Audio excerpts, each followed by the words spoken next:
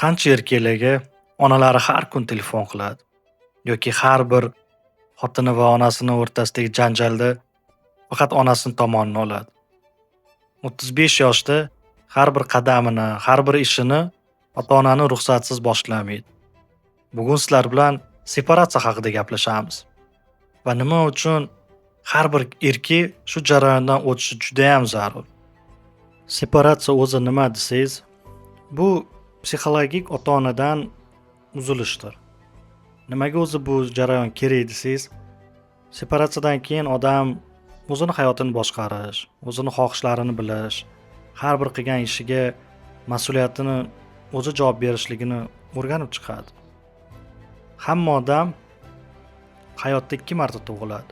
Birinchisi raddomda, ikkinchisi separatsiyadan keyin. Birinchisini xohlasak xohlamasak hamma o'tadi. Ikkinchisini esa faqat biz xohlaganimizdir. Chunki 50, 60, 70 yoshli erkaklar bor. Tashqaridan qarasangiz, o'ziga kelishgan bir katta erkaklar. Ba'zilari уже choldi. Lekin psixologik tomondan ota-onasi uchun hali ham yosh bolasidir. Mana shu belgilar separatsiyadan o'tmaganlikni ko'rsatadi. Birinchisi, har bitta qadamingizga, har bitta ishingizga ota-onadan ruxsat so'rasangiz. Yangi joyda ishlamoqchisiz, yangi joyda yashamoqchisiz, lekin ota-ona ruxsatini bermadimi? Harakat ham qilmaysiz. Ikkinchisi, har ayolingiz va onani o'rtasidagi janjallarda faqat ona tomonini olsangiz. Xotin topiladi, ona esa bitta deb faqat ularning manfaatini ustun qo'ysangiz. Uchinchisi, oylik olganingizda, qo'lingizga pul tushganda birinchi o'rinda faqat ota-onani o'ylasangiz. O'zingizni oilangiz, ya'ni xotiningiz, farzandingiz ikkinchi darajada bo'lsa. To'rtinchisi, ota-onaga yo'q deya olmasangiz. Ular sizdan xohlagan narsa so'ra oladi. Sizni qiynab qo'ysa ham siz yo'q deya olmaysiz. Beshinchisi, sizni kasbingizni ular tanlagan bo'lsa, ayolingizni ham ular ma'qullab tanlagan bo'lsa, oxir-oqibat yashayotgan uyingizni ham ular tanlagan bo'lsa, separatsiyadan o'tmagansiz. Oltinchisi, ular yonida, ota-onangiz yonida yaxshi, muloyim, odobli odamsiz. Lekin ko'chada o'rtoqlaringiz yonida 180 gradusga o'zgarib ketasiz. Bu psixikangiz o'zini himoya qilish uchun ikkiga bo'linib ketgan. Separatsiyadan o'tmagan erkak uylanganda bu katastrofa.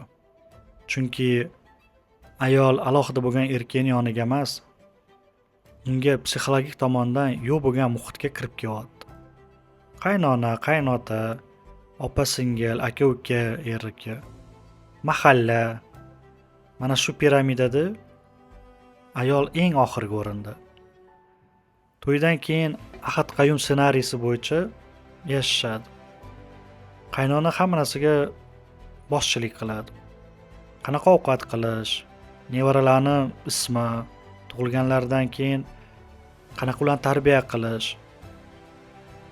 Kelinni o'zini uyida ovozga haqqi yo'q.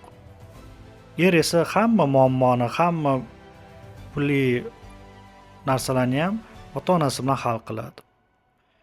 Oqibatda ayol kishi yillar davomida chidaydi, keyin bir kuni to'yib ketgandan keyin ketib boradi. Shuning uchun hozir razvodlar ko'payib ketgan shu sababli. Chunki bunaqa erkak psixologik tomondan ayolga emas, onasiga uylangan. Bunaqa oilada nafaqat ayol, erkak ham qiynaladi. Chunki u o'zini hayotini yashamayapti. O'zini ota-onasini aytgan hayotida yashab kelyapti. Nima xohlashini bilmaydi. Chunki yoshlikdan unga o'rgatishmagan o'zinikini xohlashi. Oqibatda maishatlikka berilib ketadi. Eskapizm. Keyin 40 yoshda apatiya, depressiya, shu hammasi separatsiyadan o'tmaganlikning oqibati. Separatsiyadan o'tish uchun nima qilish kerak? Birinchidan, o'zingizni kundalik xarajatingiz, alohida yashashga yetadigan oylik maoshli ishga kirishingiz kerak. Ikkinchidan, alohida chiqib ketishingiz kerak. Bu hovlingizdagi eng chekka xonaga emas yoki qo'shni uyga emas, alohida kvartiraga chiqib ketishingiz kerak. Iloji bo'lsa, boshqa shahar, boshqa davlatga ketishingiz kerak. 3-dan, ota-onaning roziligi, ularning ruxsatsiz yashashni o'rganishingiz kerak. Har bitta qilayotgan ishingizga o'zingiz fikrlab, o'zingiz ma'qullab boshlashingiz kerak. 4-dan, separatsiyani boshlagan paytingizda ota-onangiz sizga reaksiya qiladi.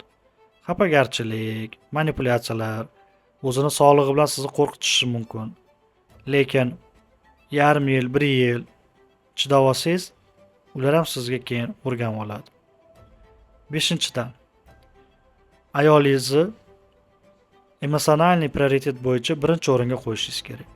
Chunki haqiqatdan separatsiyadan o'tgan erkak ayolini birinchi o'ringa qo'yadi. To'g'ri, biz mentalitetimizda bu an'anaviydir. Shok qilishi mumkin. Lekin haqiqiy sog'lom oilada shunaqa boshlanadi. Agar videoda o'zingizni tanigan bo'lsangiz, kommentariyalarda yozib keting. Separatsiyani qanaqa o'tgansiz? Keyingi videogacha ko'rishguncha